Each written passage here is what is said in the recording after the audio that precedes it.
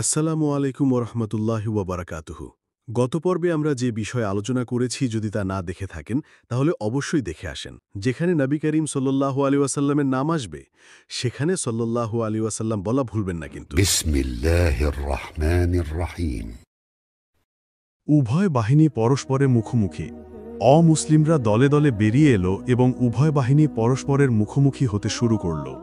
এ সময় রসূলুল্লাহ সাল্লাল্লাহু আলাইহি ওয়াসাল্লাম বললেন, হে আল্লাহ, কুরাইশরা পরিপূর্ণ অহংকারের সাথে তোমার বিরোধিতায় এবং তোমার রসূলকে মিথ্যা প্রমাণ করতে এগিয়ে এসেছে। হে আল্লাহ, আজ তোমার প্রতিশ্রুত সাহায্য বড় বেশি প্রয়োজন। হে আল্লাহ, তুমি আজ ওদের ছিন্ন ভিন্ন করে দাও। রসূলুল্লাহ সাল্লাল্লাহু আলাইহি ওয়াসাল্লাম উতবাকে তার লাল উটের ওপর দেখে বললেন, কওমের কারো কাছে কল্যাণ থাকলে লাল উটের আরোহীর কাছে রয়েছে। অন্যরা তার কথা মেনে নিলে সঠিক পথ প্রাপ্ত হতো। রাসূলুল্লাহ সাল্লাল্লাহু আলাইহি ওয়াসাল্লাম এই সময় মুসলমানদের কাতারবন্দী করলেন। তখন একটি বিস্ময়কর ঘটনা ঘটল। নবী করিম সাল্লাল্লাহু আলাইহি ওয়াসাল্লামের হাতে একটি তীর, সেটির সাহায্যে তিনি কাতার সোজা করছিলেন। এমন সময় তীরের ফলা সাওয়াদ ইবন গাজিয়ার পেটে একটুখানি লাগল। তিনি কাতার থেকে একটুখানি সামনে এগিয়ে এসেছিলেন। নবী করিম সাল্লাল্লাহু আলাইহি ওয়াসাল্লাম সাওয়াদের পেটে তীরের ফলা লাগিয়ে বলেছিলেন, হে সাওয়াদ, সোজা হয়ে যাও। সাওয়াদ তৎক্ষণাৎ বললেন, হে আল্লাহর রাসূল, আপনি আমাকে কষ্ট দিয়েছেন, বদলা নিতে দিন। নবী সাল্লাল্লাহু আলাইহি ওয়াসাল্লাম নিজের পেটের ওপর থেকে জামা সরিয়ে নিয়ে বললেন, নাও, প্রতিশোধ নাও। সাওয়াদ প্রিয় নবী সাল্লাল্লাহু আলাইহি ওয়াসাল্লামকে জড়িয়ে ধরে তার পবিত্র পেটে চুম্বন করলেন। নবী করিম সাল্লাল্লাহু আলাইহি ওয়াসাল্লাম বললেন, সাওয়াদ, তুমি এমন কাজ করতে কিভাবে উদ্বুদ্ধ হলে?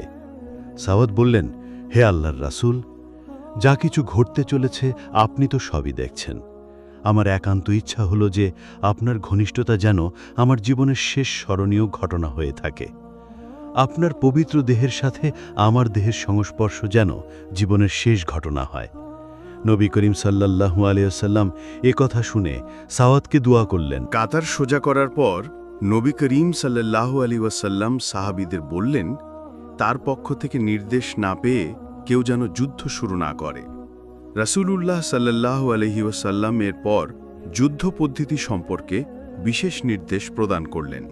তিনি বললেন, পৌত্তলিকরা দলবদ্ধভাবে তোমাদের নিকটে আসলে তাদের প্রতি তীর নিক্ষেপ করবে। তীরের অপচয় যেন না হয় সেদিকে দৃষ্টি রাখবে। ওরা তোমাদের ঘিরে না ফেলা পর্যন্ত তরবারি চালাবে না। এরপর নবী সাল্লাল্লাহু আলাইহি ওয়াসাল্লাম হযরত আবু বকর রাদিয়াল্লাহু তাআলা আনহুকে সাথে নিয়ে অবস্থান কেন্দ্র চলে গেলেন। হযরত সাদ ইবনে মায়াজ রাদিয়াল্লাহু তাআলা আনহু পাহারাদার সৈন্যদের সাথে নিয়ে প্রিয় নবী সাল্লাল্লাহু আলাইহি ওয়াসাল্লামের পাহারায় নিযুক্ত হলেন।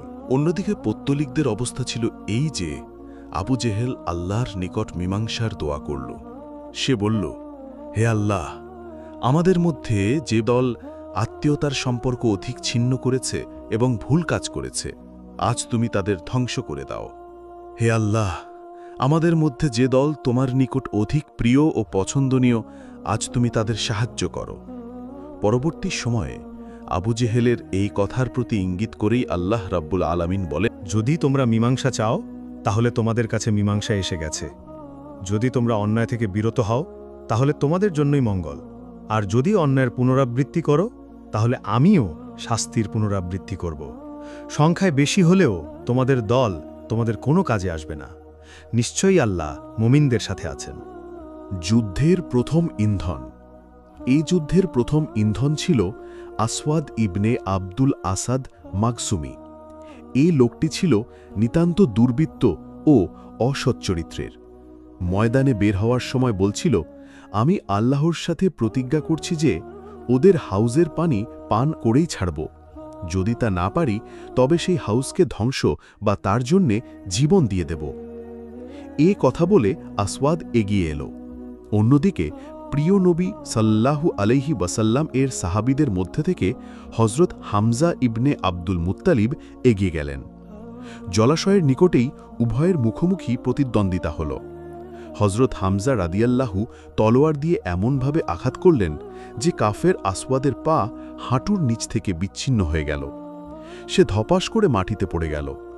কর্তিত পা থেকে অবিরাম ধারায় রক্ত বের হতে লাগল।